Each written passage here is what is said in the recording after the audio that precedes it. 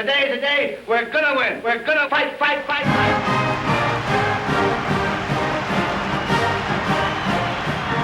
You are going to have a hard-working, intelligent, nasty football team. Inside Notre Dame Football is presented to you by official Team Notre Dame members, Coca-Cola. Hello, everyone, and welcome to this special Sugar Bowl edition of Inside Notre Dame Football. I'm Jack Nolan. For the second consecutive year, the Irish are playing in a Bowl Championship Series bowl game. And for the first time in more than a decade, Notre Dame heads to the Crescent City, New Orleans, home of the Sugar Bowl. The opponent, fourth-ranked LSU. Over the course of the next 30 minutes, we will hear from Charlie Weis on a variety of subjects, beginning with a look back at the 2006 regular season. Well, there were several things we wanted to accomplish this year, and several of them we did, but I think that obviously the ultimate goal at Notre Dame always is to win a national championship. You know, we weren't able to do that, but when you're an independent non-conference, you know, that has to be your goal every year. And with that being said, the next goal would be to go to a BCS game and to win it. So, that is still left unanswered at this point.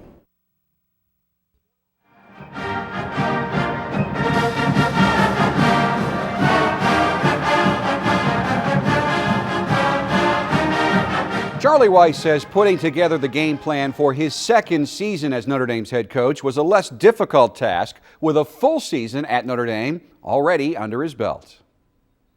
The first season year, I think we're kind of learning on the go. I mean, every week was a learning experience.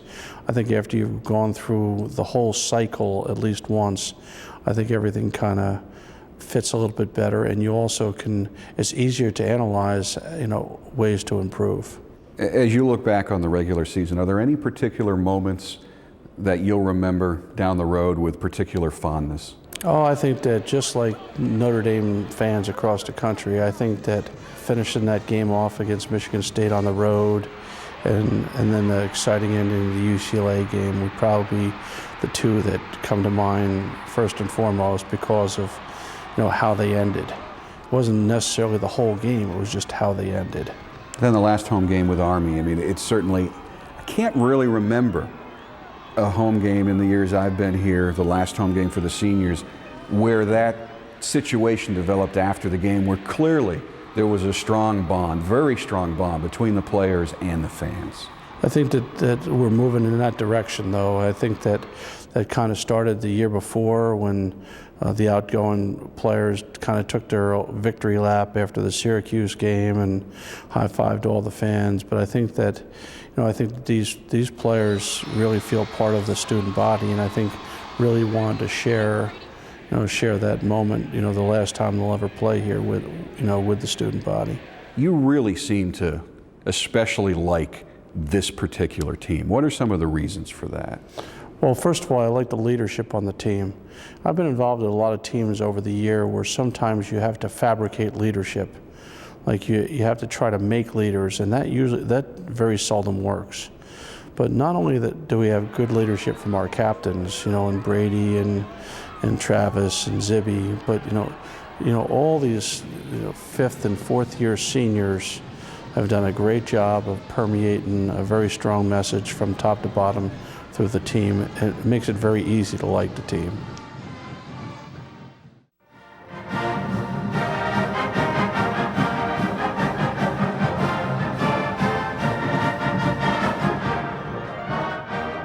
Brady is exactly what you're looking for as a quarterback of Notre Dame, on and off the field, and he'll be sorely missed. But I think that Notre Dame Nation, instead of being, sad that this is it for him, should really look, happily into the future and to see how a young man could now have turned from a fine role model at Notre Dame to a successful professional.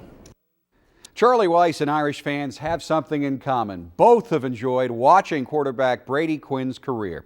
It is tough to put into words all that Quinn represents. Records aside, Quinn has enjoyed as much about Notre Dame off the field as on it.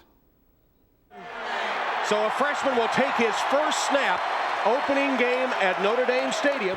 There's always the moments when you first take it the field, first time you play. I think the Washington State game going in, I'll never forget that experience. Again, Purdue, being my first start that year, that's something that I think I can, take with me and think about it. It was a great experience, regardless of how the outcome of the game was. It was tough. We had to, endure a lot of, trials and adversity. I learned how to deal with defeat. That would be more of a year of, overcoming adversities and finding myself in a way to adjust. I mean, big win down at Tennessee, big win against Michigan at home. Those are some memories that I'll always remember. A newborn success, a feeling of, or I should say, a regaining of confidence. That's a tough one. Hopefully, the closing to a happy ending. Behind closed doors, Coach is a good guy. He's someone who isn't intimidating at all. I mean, he's more friendly with you, in some different ways to me. He's been like a father figure in the way he's giving me advice, making sure I'm doing the right things, even off the football field. So there's a lot of ways Coach Weiss has, looked out for me, but at the same point in time, almost consulted with me over different issues or even things with the team, asking my opinion and, what I think is right. So it's definitely a different relationship than I'm sure a lot of people think. Have you consciously tried to stay the same person in terms of your character and values that you were when you came here?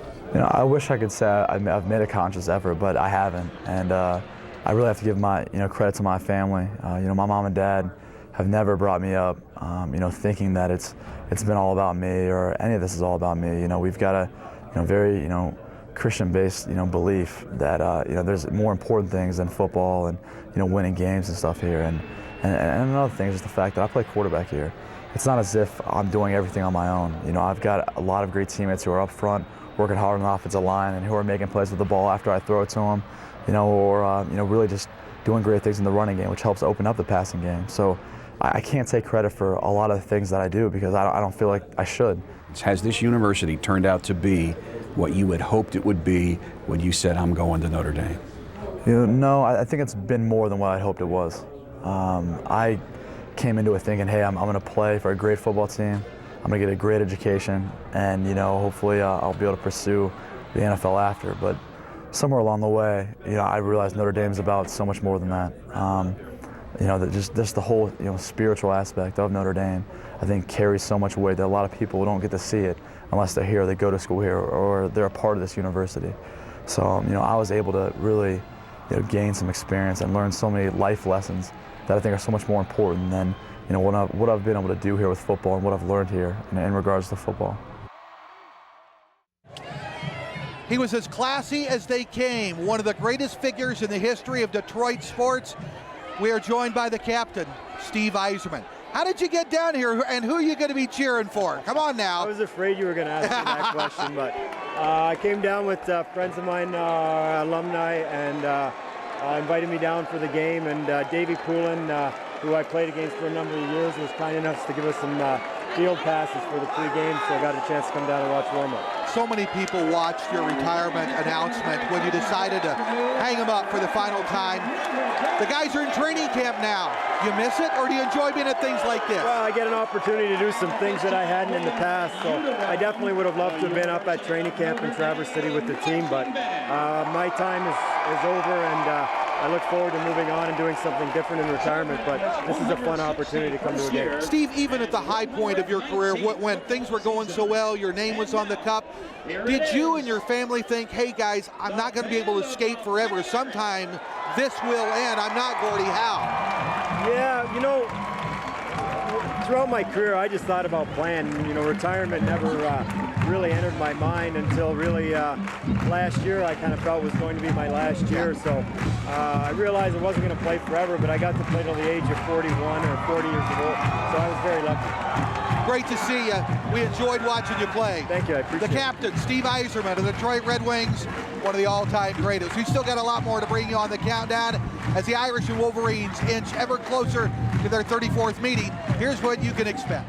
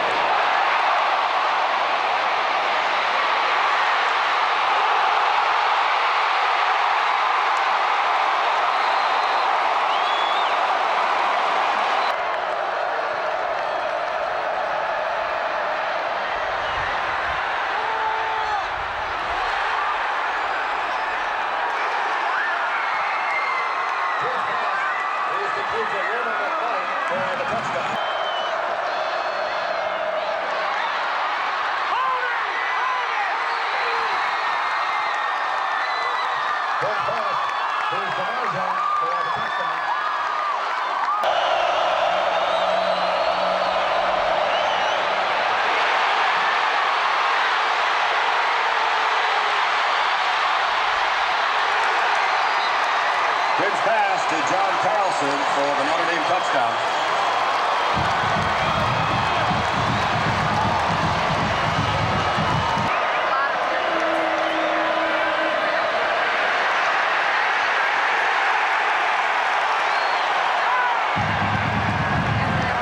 Gustavs is stuck in the backfield.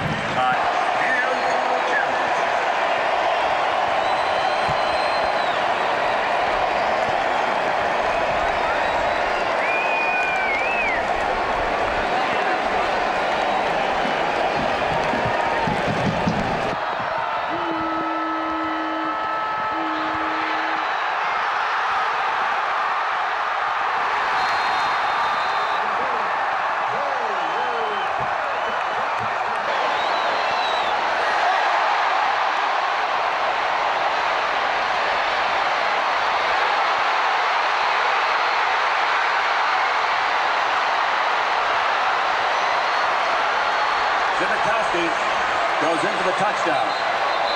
Flag on the play.